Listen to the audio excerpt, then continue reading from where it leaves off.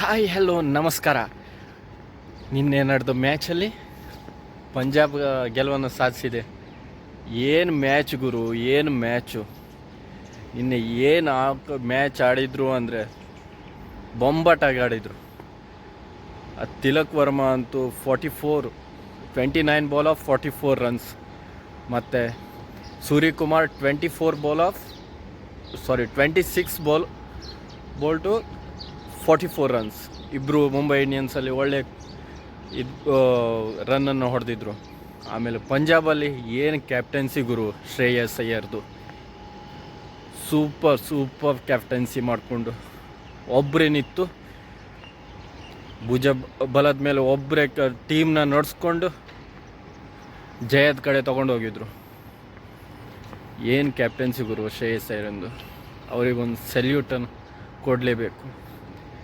ಇವಾಗ ಅವರು ಫೈನಲಿಗೂ ತಲುಪಾಗಿದೆ. ಇವಾಗ RCB ಜೊತೆ ಅವರು ನಿನ್ನೆ ಆಡಿದ ಮ್ಯಾಚಲ್ಲಿ ನಾನು ಫಿದಾ ಆಗೋದೆ ಗುರು. 87 ರನ್ 41 ಬಾಲಿಗೆ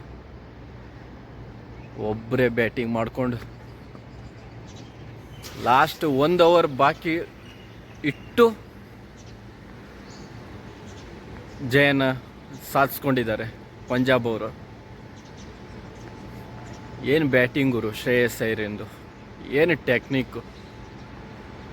ಲಾಸ್ಟ್ 12 ಬಾಲಿಗೆ 23 ರನ್ ಇದ್ದಾಗ ಏನು ಆರ್ಭಟ ಮಾಡಿದ್ರು ಅಂದರೆ ಆ ಅಶ್ವಿನಿ ಕುಮಾರ್ ಅವರಿಗೆ ಹೊಡೆದ್ರು.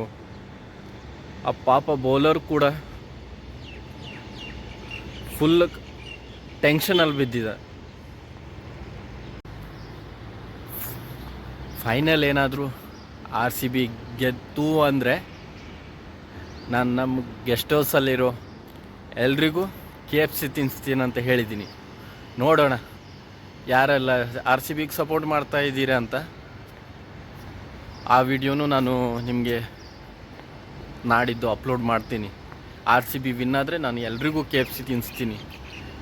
ಓಕೆ, ಕಮೆಂಟ್ಸ್ ಮಾಡಿ. ಯಾರೆಲ್ಲ RCB ಫ್ಯಾನ್ಸ್ ಇದ್ದೀರಾ ಕಮೆಂಟ್ ಬಾಕ್ಸಲ್ಲಿ ಕಮೆಂಟ್ಸ್ ಹಾಕಿ.